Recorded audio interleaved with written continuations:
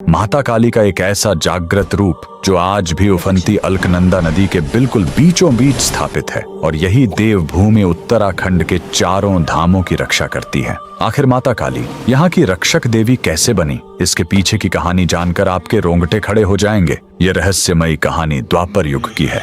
उत्तराखंड के गढ़वाल में साक्षात माता काली ने एक साधारण कन्या के रूप में अवतार लिया। वह कन्या बचपन से ही बहुत अलौकिक और दिव्य थी।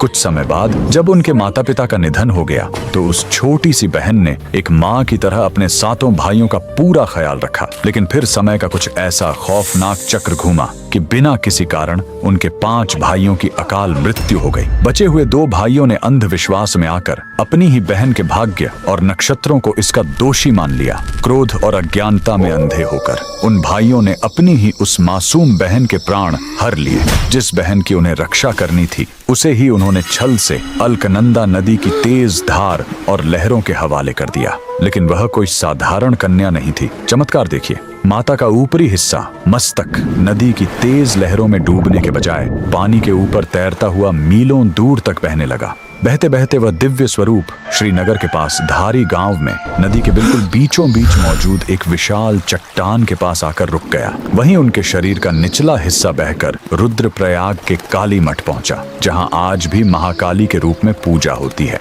कहते हैं कि उस समय धारी गांव में नदी किनारे एक धोबी कपड़े धो रहा था। तभी उसे नदी के बीच से एक कन्या के रोने की आवाज आई। उसने उफनती नदी के बीचों बीच एक मस्तक को तैरते हुए देखा।